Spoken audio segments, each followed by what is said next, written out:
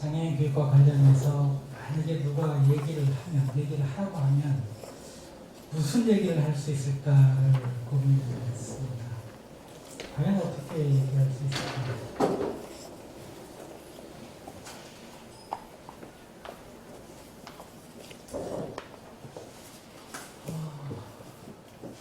교육 동네에는 교육복지라고 하는 개념이 있습니다. 연세대학교 교수님이셨는데 안병영이라고 하는 분이 계셨고 그분이 교육부 장관을 하셨네요. 달리 교육복지에 관심이 있으셨습니다. 그런데 우리나라에서 장관을 두 번 하신 분이 계신데 바로 그분이에요. 그래서 교육복지가 이전에는 별 관심이 거의 전혀 관심이 없었죠. 그런데 관심을 갖게 됐고 그 안에 장애인 교육을 포함시켜서 정책적으로 추진하는 일을 하게 됐습니다. 그 흐름이죠. 그 흐름 속에서 현재는 장애인들이 학교 교육에만 참여한 것이 아니라 그 이전과 이후 다 포함해서 평생교육의 맥락에서 장애인 교육을 생각하자. 평생교육법도 그래서 개정이 됐고요. 그래서 평생교육의 맥락에서 장애인 교육에 대해서 이런저런 생각들을 하는 흐름들이 생겼습니다. 그런데 교육복지에서부터 처음 시작해서 장애인 평생교육에 이르기까지 생각을 해보면 장애인을 특정한 부류의 사람으로 규정하는 경향이 있습니다. 그건 우리의 사고 경향이 그렇기 때문에 그게 잘못됐다 이렇게 말하기도 참 어렵습니다. 근데 저는 교육학자로서 장애인과 더불어 살아가는 삶을 우리가 생각을 한다면 그런 규정에서는 좀 벗어나야 되지 않을까 하는 생각을 하게 됐습니다. 장애인 하면 거의 고유명사입니다. 특정한 사람을 지칭하게 되거든요. 그렇게 됩니다. 그런데 그렇게 지칭을 하게 되면 여기 나와 있는 두 가지 좀 문제가 생기지 않나 싶습니다. 장애인도 그러니까 장애를 가지고 있는 사람도 장애를 가지고 있지 않은 사람도 동일하게 인간이잖아요. 인간으로서 가지고 있는 공통적 속성이라고 하는 것이 분명히 있을 텐데 그걸 놓치게 되는 것이죠. 또 하나는 사실 일반인에게도 장애가 있습니다. 제가 장애가 없겠습니까? 있습니다. 분명하게 제가 장애를 가지고 있거든요. 장애에 대해서 어떻게 규정한가에 따라서 다르겠지만 그러니까 일반인에게 있는 장애 요소라고 하는 것을 놓치게 되는 그런 문제가 발생을 하게 됩니다. 산업사회가 도래하게 되고 그래서 생산력을 기준으로 사람을 평가하다 보니까 장애를 가지고 있는 사람들을 정말 저렇게 고유명사처럼 지칭을 해서 이렇게 배제하는, 차별하는 그런 흐름들이 더 커진 것만은 분명합니다. 그러나 역사는 조금씩 진보하는 것 같습니다. 이런 차별, 장애인에 대해서 한번 차별에서 조금씩 벗어나려고 노력하고 있고 장애 여부와 관계없이 인간이기 때문에 갖는 인권에 대해서 존중하는 방식으로 그렇게 나가고 있는 것 같습니다. 사실 어떤 불편도 없이 살아간다. 불가능하죠. 불편을 느끼게 하는 것, 그걸 장애라고 하면 그 장애는 내 안에도 있고 내 밖에도 있습니다. 그런 장애 없이 살아가는 사람이 누가 있겠습니까? 누구나 다 장애를 가지고 있고 그 장애의 스펙트럼이라고 하는 게 있고 스펙트럼 상의 어느 한 지점에 내가 있는 것이죠. 그래서 저는 장애인을 그렇게 특정한 부류의 사람을 지칭하는 말로 쓰지 않고 그런 고유명사로 쓰지 않고 일반 명사로 우리가 자꾸 생각을 하는 생각의 습관을 그래야 되겠다 그렇게 생각을 했습니다. 장애라고 하는 것은 인간이라면 누구나 가지고 있는 속성이라는 것이죠. 우리 안에 장애 속성이 있다는 것이죠. 그리고 그러한 장애적 속성을 가지고 있는 사람을 지칭할 때 우리가 장애인이다.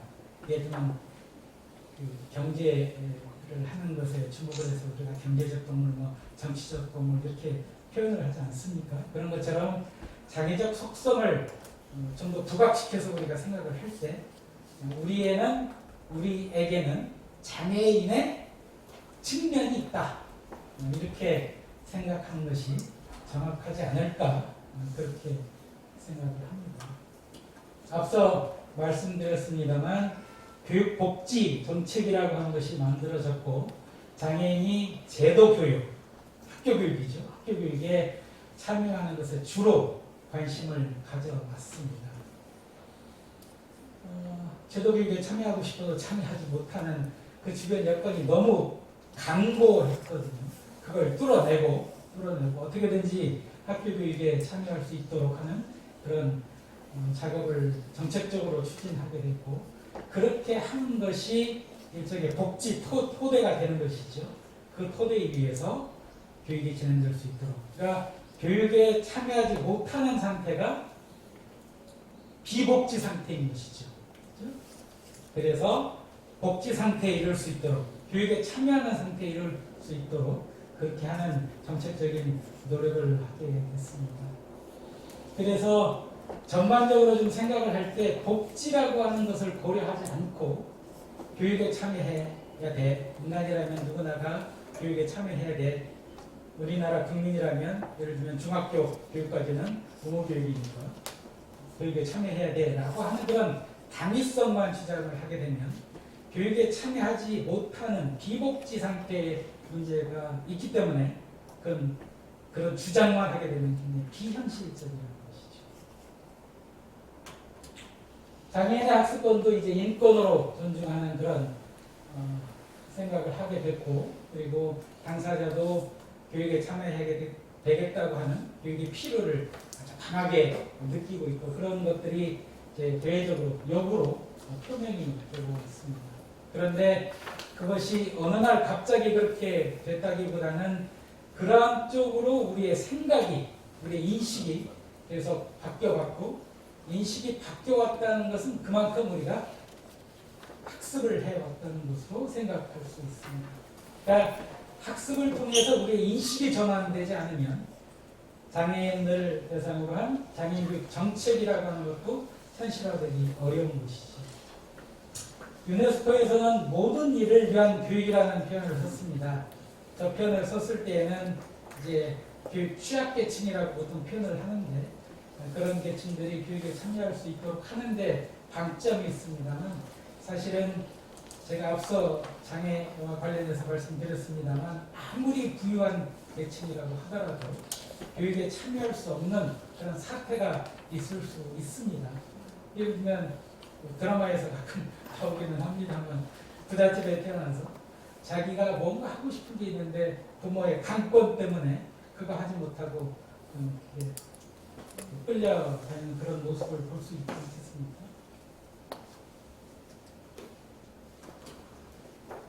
자, 교육과 관련해서 생각해 봐야 될 아주 기본적인 전제가 있습니다. 교육에는 소재가 있고 또 교육을 하는 방법이 있는데 누구에게나 맞는 교육의 소재는 없다는 거예요. 누구에게나 맞는 교육 방법이라고 하는 것은 없다는 거죠. 그러니까 천편일률적으로 적용할 수 있는 교육의 소재, 교육 방법은 없다는 거예요. 그러니 교육에 참여하는 학습자, 개개인의 현재 수준을 바라보고 이 사람이 다음 수준으로 올라갈 수 있도록 하기 위해서 어떤 소재를 쓰는 게 좋겠는가, 어떤 방법을 동원하는 것이 좋겠는가 하는 것들을 고민하고 해서 교수자와 학습자 간의 교육적인 상호작용이 이루어지는 것이죠.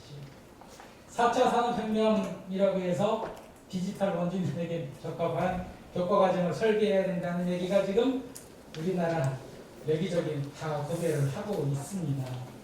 그런데 정말 모두가 다 디지털 원주민일까요? 그렇지 않습니다.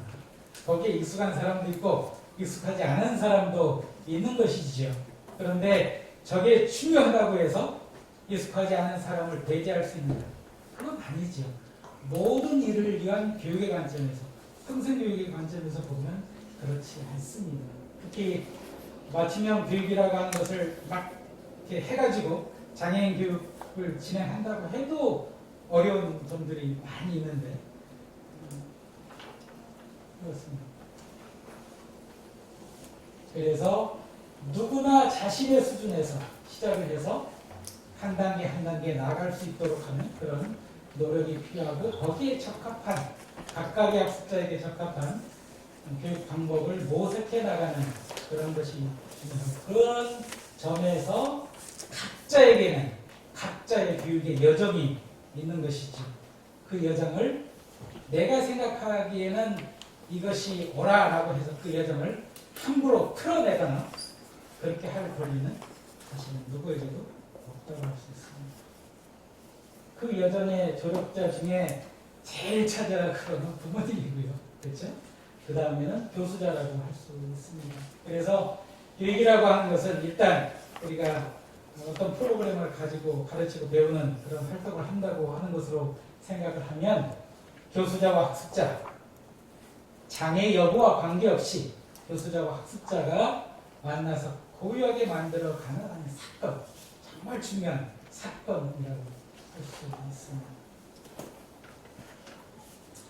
저는 이 그림을 참 좋아합니다. 제가 만들어낸 그림이긴 합니다만 우리가 알미라고 하면 보통 인지적인 차원만 생각을 해요. 뭐에 대해서 안다. 그렇죠? 그러나 뭐를 내가 할 줄 안다고 말을 해요. 그렇죠? 그때도 안다는 표현을 씁니다. 그리고 어떤 상황에서 내가 어떻게 하는 것이 적합하다는 것을 안다는 표현을 써요. 그러니까 알미라고 하는 것은 인지적 차원, 실행적 차원, 태도적 차원이 사실은 같이 맞물려 있습니다. 인지적으로 많이 알고 아는 것을 풀어내는 것도 잘하는데 우리 속된 말로 싸가지 없는 사람이 또 돼요. 그렇죠? 그런 경우에 그 사람이 정말 제대로 안다고 말할 수 있을까? 정말 아는 걸까? 그래? 제대로 아는 걸까? 그거에 대해서 우리는 의구심을 가질 수 있습니다.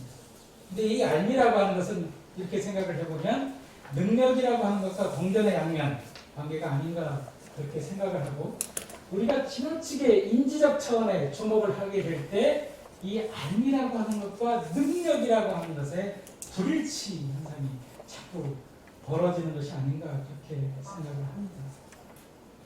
우리가 배운다, 익힌다 뭐 그런 표현들을 쓰고 있습니다만 어떤 어려움도 없이 나는 다 쉽게 배운다, 배우고 익힌다 그런 사람이 있습니까? 없습니다. 없습니다. 우리가 아는 4대 성인들은 배우는 과정에 어려움이 없었겠습니까?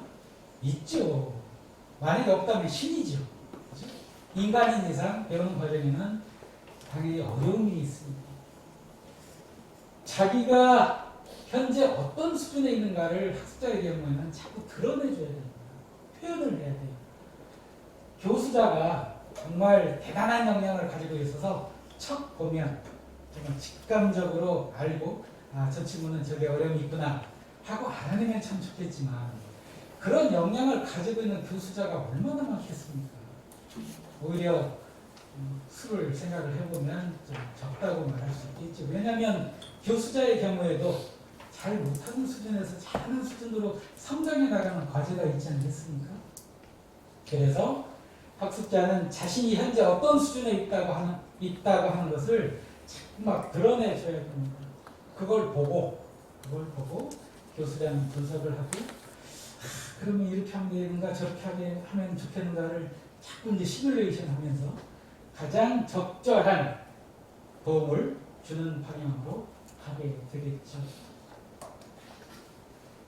자, 자신이 뭔가를 배워서 익혔다고 하더라도 익힌 그것을 다양한 방식으로 표현을 해봐야 됩니다. 표현을 해봐야 온전히 자기 거가 되는 거거든요. 그 표현을 하는데 글로도 표현할 수 있겠죠. 소리로도 표현할 수 있겠죠. 당연히 그림으로도 표현할 수 있고 몸짓으로도 표현할 수 있습니다. 그래서 저걸 다 우리가 언어라고 표현을 하잖아요. 그렇죠? 신체 언어, 몸짓 언어, 그렇죠? 다 언어라고 표현하죠. 그런 표현의 의미를 읽어내는 것, 그게 굳이 말하자면 교수자가 해야 될 일이고 그 의미라고 하는 것이 단편적이겠습니까? 분절적이겠습니까? 그렇지 않습니다. 그 사람의 전 세계적인 경험이 거기에 실려서 표현이 되는 거잖아요. 그래서 그 표현을 읽어내는 과제는 총체적이라고 했었습니다. 그런 만큼 그렇게 읽어낼 수 있는 역량을 키워내는 것, 그게 교수자에게는 정말 큰 과제라고 할 수 있지. 보통의 경우에 자신이 장애가 없다고 생각을 해요. 그래서 구분을 하는 것이지요. 그래서 아까 무용 얘기를 했습니다만, 예를 들면 윤석열 이사장님이 무용할 때 그 수준과 저도 가서 본 적이 있습니다만, 이제 갓 배워가지고 겨우 이제 자기 몸짓을 해내는 사람의 수준과 절대적인 수준에 놓고 비교하면 그건 넌센스지요. 넌센스예요. 교육의 맥락에서 중요한 것은 현재 몸짓을 시작해서 꾸준히 노력해서 그 다음 수준으로 얼마만큼 올라갔느냐, 또 그 다음에 거기서 또 얼마만큼 올라갔느냐 하는 것이 중요한 것이지. 그래서 교육에서는 예를 들면 우리가 초등교육, 중등교육, 고등교육 구분을 합니다만, 교육이 고등 수준이라서 고등교육이라고 하는 거 아니거든요. 다루는 교과 내용의 수준이 고등이라 고등교육인 거죠. 그러면 모든 교육은 사실은 고등 수준입니다. 가장 질적 수준이 높은 그런 교육을 해야 되거든요. 아까 말씀드린 그런 방식으로 이루어져야, 그래야 그게 고등교육일 수 있는 것이죠. 대부분의 교육은 정말 오랜 시간의 흐름 속에서 진행이 됩니다. 한두 시간 배운다고 그게 온전히 자기 것이 되겠습니까? 그리고 무용과 같이 수준이 있는 이제 일종의 수월계라고 말할 수 있는데, 이 수준을 끌어올리는 일이 몇 시간 해가지고 되겠습니까? 이 세계에는 입문을 해야 돼요. 그렇죠? 무용이라고 하는 세계라면 입문을 해야 되고, 입문하는 과정에서 첫 번째 과제는 사회화입니다. 그 세계의 룰에 맞춰서 움직여야 되잖아요. 하나하나 다 익혀가야 되거든요. 근데 그것도 저절로 되지 않습니다. 자신이 사회화의 낮은 수준에서 높은 수준으로 올라가려면 반드시 교육의 개입이 있습니다. 하나하나 배워 익히는 과정을 거쳐야 되거든요. 뿐만 아니라 훈련이 필요하죠. 동작 하나하나 그냥 저절로 되는 건 없습니다. 정말 100번, 1000번, 10,000번 계속 하고 또 하고 해야만 하나의 동작이 그나마 조금이라도 완성도를 갖는 동작이 되지 않습니까? 훈련을 해야죠. 그러나 그 훈련을 통해서 수준을 끌어올린다고 했을 때, 그때 그 수준을 끌어올리는 때는 반드시 교육이 개입되어야 한다는 것이죠. 누군가는 배우는 입장에서는 배우고 익히는 활동, 옆에서는 그걸 바라보고 그 수준에서 다음 수준으로 올라갈 수 있도록, 만약에 수준을 못 끌어올리고 있으면 거기에 자극을 주는 그런 활동을 하는 것이 있습니다. 의료교육에서 안마라든가 침이라든가 이런 거 하잖아요. 그렇죠? 다 정확히 말하면 손의 감각을 익히는 거잖아요. 그렇죠? 근데 그 감각이라고 하는 것이 그 몇 시간 해가지고 그게 되겠습니까? 불가능하지. 그것뿐만 아니라 우리 윤석열 선생님 하시는 무용의 경우에도 동의를 하다고 저는 생각을 합니다. 굉장히 복합적이죠. 능력이라고 하는 것이. 무용 하나 동작하는데 관여되는 능력을 한번 세세하게 나누어서 나열해 보세요. 그러면 100가지, 1000가지 다 나열할 수 있을 거고. 굉장히 복합적이에요. 그렇죠. 그러나 그런 능력이 어느 날 갑자기 생기지는 않는다는 겁니다. 배워 익히고 누군가의 조력을 받아야 된다는 겁니다. 그리고 어떤 수준이 되면 이제 누군가를 가르칠 수 있는, 그리고 가르칠 그 내용을 얼마나 익히고 있는가를 확인하는 그런 일도 가능하게 된다는 겁니다. 그래서 저는 이 교육의 맥락이라고 하는 것을 놓치면 어떤 것도 제대로 할 수 없다. 이렇게 저는 생각을 합니다. 세세한 기록이 중요하다고 말씀드렸습니다. 우리는 기록에 좀 약합니다. 상대적으로 일본 사람들에 비해서 기록이 좀 약한데 기록이 필요합니다. 특히 뭐 일반 학생들의 경우도 요새는 그 기록을 굉장히 많이 하는 방식으로 변해가고 있습니다만 신체적으로 또는 다른 방식으로 어려움을 겪고 있는 사람이 조금씩 올라가는 그런 활동을 할 때 거기에 들어가는 많은 노력들이 있거든요. 그것들을 세세하게 기록을 해야 그래야 그걸 기반으로 해서 다음 단계 올라가는 것이 조금 더 수월하게 이루어질 수 있습니다. 모든 정책들이 거의 대부분 다 대상에 놓고 있죠.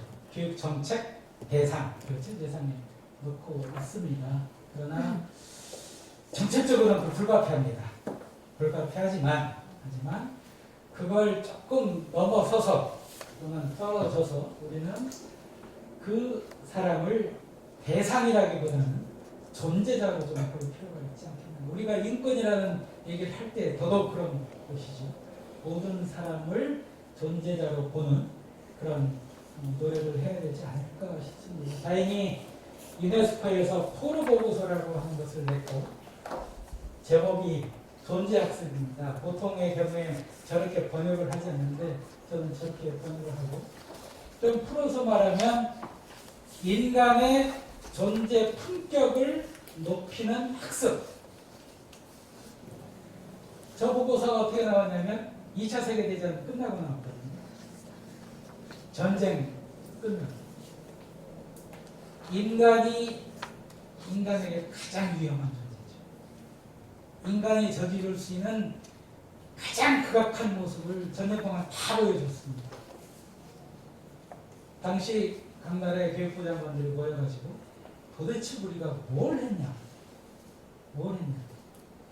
그러면 앞으로 우리가 어떻게 나가야 될 건가 하는 것을 종합적으로 정리한 그런 보고서가 러딩2비라고 하는 그런 보고서입니다. 인간의 존엄성이 훼손되는 사태들이 여기저기 있습니다. 지금도 벌어지고 있죠. 그것에 대해서 문제의식을 가지고 인간의 존엄성을 존중하는 습관, 그게 우리 몸에 뵐 수 있도록 하는 그런 노력을 해야 되고, 그렇게 습관을 들이는 일에는 반드시 이 관점을 이렇게 틀어내는 일이 필요하거든요. 우리가 그동안에 형성해온 많은 우리 몸에 굳어져 있는 것들을 막 이렇게 틀어내는 일이 필요하거든요. 그걸 위해서 교육의 개입이 필요하다는 겁니다. 그러니까 교육의 개입하면 자꾸 이제 학교 교육만 생각하십니까? 그렇습니다만. 그래서 사인을 수단적으로 활용하지 않고 얼굴을 보면, 그렇죠? 부모님이 아이의 얼굴을 보면 내가 뭘 해야 되겠다고 한 것이 딱 나오잖아요. 그렇죠? 같이 살아가기 위해서 내가 뭘 해야 되겠다. 여러 면에서 어려운 사람들을 보면, 그 사람 얼굴을 보면 내가 어떻게 해야 되겠다고 하는 그런 자신의 의무를 읽어내는 일, 그리고 그 일을 책임감 있게 해내는 그런 자세, 이런 것들이 우리한테 필요하고, 그걸 우리가 굳이 뭉뚱거려서 얘기하면 존재 학습이지 않을까 생각을 합니다. 어쨌든 각자 자신의 이해관계 속에서 삶을 살아가고 있죠. 인류가 태어나서 지금까지 계속 그래왔습니다. 물론 그걸 여기 말씀드린 대로 뒤틀어지게 한 삶을 이렇게 어긋내가지고 다른 방향으로 막 틀어내는 그런 노력을 우리는 또한 꾸준히 해오기도 했고, 그래서 포로 보고서 같은 보고서도 나오게 된 셈이죠. 뭔가 비복지 상태에 빠져 있는 사람들을 복지 상태에 있을 수 있도록 하기 위해서 우리는 좀 더 이전보다 적극적으로 교육으로 개입해 들어가는 그런 노력을 해야 되겠다는 생각을 하게 됩니다.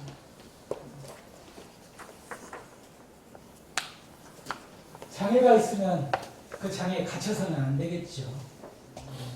선생님 막 극복해내기 위해서 많은 노력을 하셨습니다만 결국은 스스로 주도성을 갖도록 하고, 그래서 장애인의 교육이 되도록 하는 노력을 하는 게 중요하지 않을까 싶습니다. 제가 대학에 들어가서 1학년 때 사회학 관련된 사회와 관련된 강의를 듣는데요. 한국의 문제에 대해서 다루는 그런 강좌였어요. 네, problems in education하고 problems in Korea하고 problems of Korea하고를 구분을 하시더라고요. 야, 저거 구분해서 뭐 하려고 그러나 싶었는데 이게 너무나 다르더라고요. 인을 쓰게 되면 우리나라에 있는 많은 문제들 다 나열할 수 있어요. 오브를 쓰게 되면 한국의 고유한 다른 나라에서는 찾아보기 어려운 고유한 문제를 애써 찾아내야 돼요. 좀 다르지. 장애인의 교육이라고 할 때는 장애인이 주도해서 진행하는 교육이거든요. 그러니까 누가 시혜적으로 던져주는 교육이 아니에요. 그런 교육, 결국은 홀로서기를 해야 되잖아요. 홀로서기 해서 다른 사람하고 거리두기 하는 게 아니라 홀로서기를 해서 다른 사람들과 더불어가는 그런 삶의 주체로 키워내는 일이 굉장히 중요한 일이기 때문에 그런 장애를 극복하면서 스스로 서 나갈 수 있는 그런 교육을 해야 되겠다 하는 것이죠. 정말 존재의 조건입니다. 제가 생각하기에는 존재 조건입니다. 장애라고 하는 것은 인간의 존재 조건입니다. 제가 그 자료 잠깐 보실까요? 26쪽을 한번 보시겠습니다. 제일 마지막 문단입니다. 제일 마지막 문단. 갓 태어난 아이는 잘 보지도 못하고 잘 듣지도 못합니다. 물론 잘 말하지도 못하고 다른 행동도 잘 못합니다. 그러나 점점 보고 듣고 말하고 다른 행동도 잘하게 됩니다. 처음에는 숟가락질도 젓가락질도 잘 못하기 때문에 음식을 흘리고 입 주변에 묻히지만 점점 잘하게 됩니다. 처음에는 몸으로 하는 동작이 어색하고 무엇을 그리는지도 알 수 없지만 점점 동작이 정교해지고 무엇을 그렸는지 곧바로 알아볼 수 있게 됩니다. 그러나 고령이 되면 점점 잘 보이지 않고 잘 들리지 않습니다. 말하는 것도 어눌해지고 다른 행동도 잘 못하게 됩니다. 이들 옆에 있는 보호자는 어린아이가 잘 할 때까지 기다리고 노인이 잘 하지 못하더라도 행동이 마무리될 때까지 기다립니다. 이게 우리의 모습이죠. 이게 우리의 모습입니다. 장애가 없이 살아간다. 이건 불가능한 일입니다. 우리의 인식을 근본적으로 바꿀 필요가 있지 않겠나 싶습니다. 누군가의 조력이 필요하지요. 그걸 거부할 이유가 있겠습니까? 누군가의 조력을 받고 가능한 범위 안에서 자기가 홀로서기 하고 그리고 그 힘으로 다른 사람을 도와줄 수 있으면 좋지 않겠습니까? 자, 장애를 가지고 누구나 장애를 가지고 살아가고 그리고 장애가 있는 사람들과 더불어 살아갈 수밖에 없습니다. 우리 아까 말씀하셨습니다만 선천적 장애보다 후천적 장애가 훨씬 더 많거든요. 지금과 같이 위험이 여기저기 도사리고 있는 그런 상황 속에서는 후천적 장애가 생길 수밖에 없습니다. 그렇다고 하면 같이 살아갈 수밖에 없고 장애인을 존중해야 될 책무라고 하는 것이 우리한테 있고 그 책무를 갖는다고 하는 것이 결국 우리가 각각의 개인이 온전한 인간으로서 성숙해야 되는 과제와 맞물려 있는 것이 아닌가 이렇게 생각합니다. 어느 사회가 얼마나 발전했습니까? 라고 물어봤을 때 여러 척도가 있겠죠. 여러 척도가. 그 중에 하나가 장애인에 대한 사유 수준, 처우의 수준이 아닌가 싶습니다.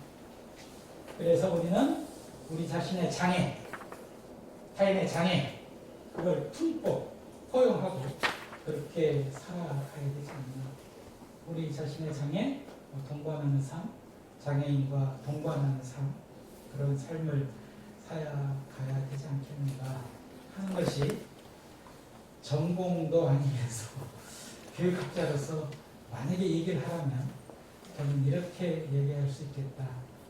그렇게 정리를 했습니다. 이상입니다.